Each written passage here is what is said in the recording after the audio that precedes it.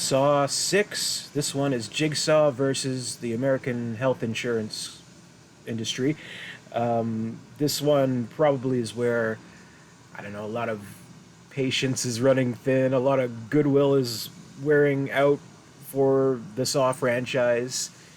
And, I mean, unlike certain horror franchises like Friday the 13th or Nightmare on Elm Street, what have you. I mean, there's always going to be like a certain amount of connection that each sequel has, but each sequel does kind of stand on its own in one way or another. So you can kind of point to each one and say, oh, well, this one does this better, and it's generally a good movie, and this one doesn't do it so well, etc., etc. With Saw, it's so different because it is such a larger connecting kind of story overall, where sometimes they even like blend together a little bit. For me, like 6 and 7 kind of blend together. So like watching this again, I was like, oh, okay, yeah, this is the one. So what kind of sets this one apart is that, well, I mean, we've had the kind of grace period, I guess, with the previous two, where we kind of want to see where they're kind of going with it. With 4, we kind of like revealed certain things, and 5, we kind of revealed this new apprentice in Hoffman doing his thing, and he's definitely a big part of this movie as well. Arguably, other than John Kramer, Jigsaw, and in his kind of flashback portions. But that's what kind of makes this movie all the stranger, in that we're kind of stuck with this character, Hoffman, as basically the lead. Where at least in the other ones, we kind of had like a hero kind of character, like Rig with Saw 4, and Strom with Saw 5, kind of, the cat and mouse thing between him and Hoffman. But obviously in the previous movie, Strom gets crushed in that room, so here we are with Hoffman, and they do, of course, you have the other cops on his trail a little bit, and kind of suspicious of him, and kind of finding out his true identity and things like that.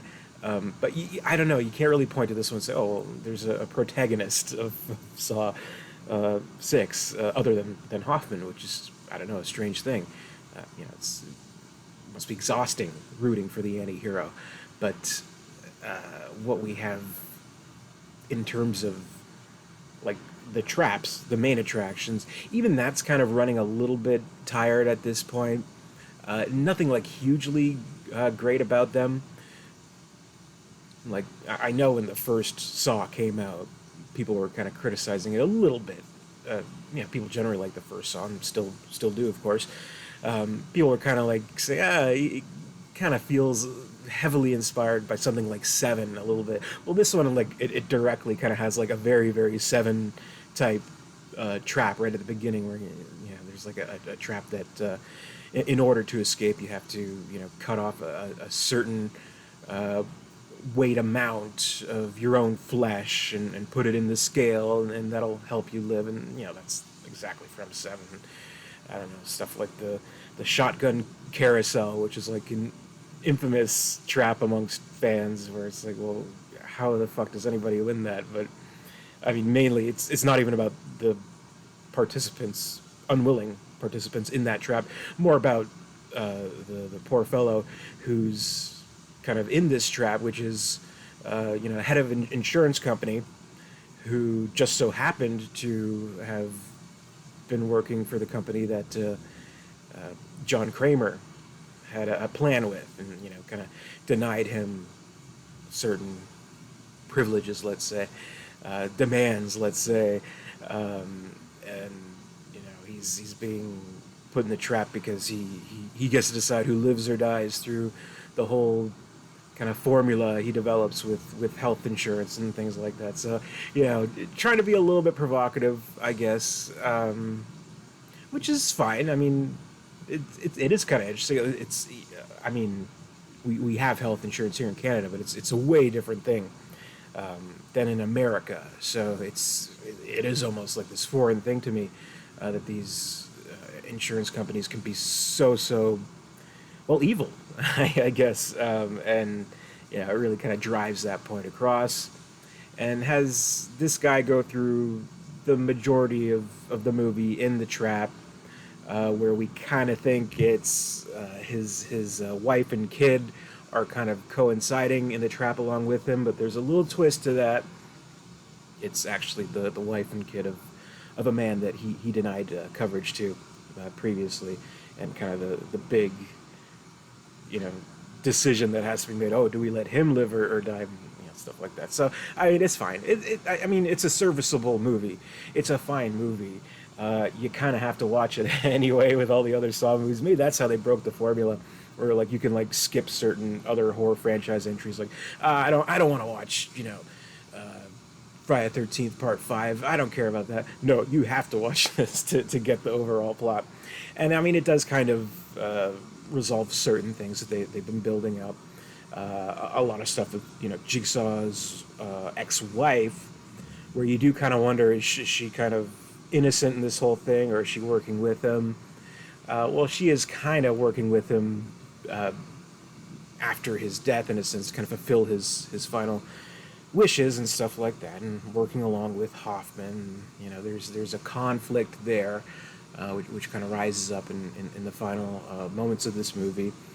And you know, some interesting twists along the way. Like one twist that I completely forgot about actually, was how, well, they do bring back Amanda in flashbacks in this one.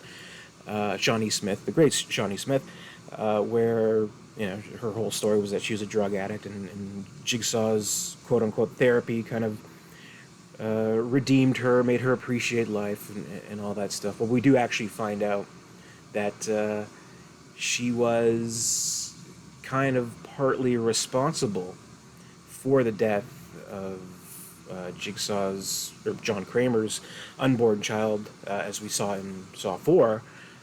She was the girlfriend to the drug addict who kind of, you know, jumped John Kramer's wife and made her go into the, you know, facility to get the drugs and stuff like that.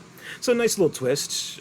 Though I mean, Amanda's been dead for 3 movies, so who's affected by this twist is, I really guess, just us, the audience.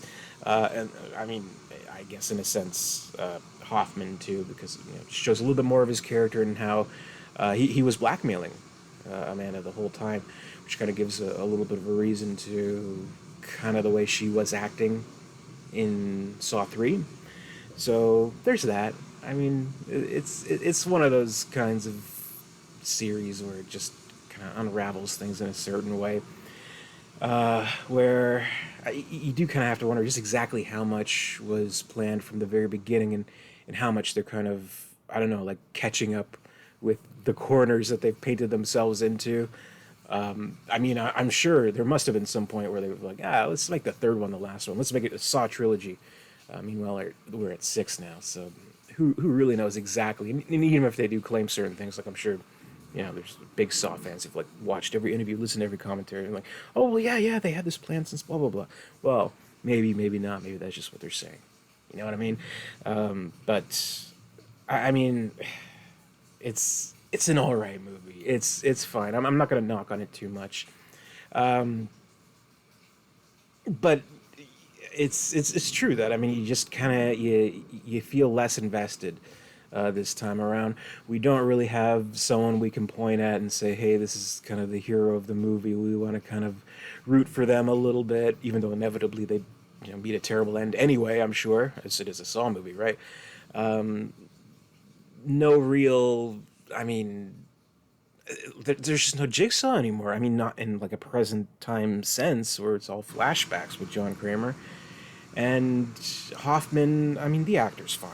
He's fine. It's Costas Mandyor is the actor. He does a good job. It's just the character. I mean, you can't really feel as compelled by him in the same way that you feel compelled by John Kramer, right? I mean, it's just not the same. He's not that enticing as a villain. That's all. So it all kind of made sense that this would be the second to last one, supposedly, where the seventh would end up being the final chapter. Which, of course, is never the case in horror movies. Whatever the plan, the grand plan might be. But, yeah, that's my review of Saw 6. It's all right. So thank you very much for watching. We're doing 31 Days of Horror movie reviews all throughout October here on the channel. Be sure to keep up with the new reviews as they come, and be sure to comment, rate, subscribe, all that good stuff. I'll see you again for the next one, and until next time, stay scared.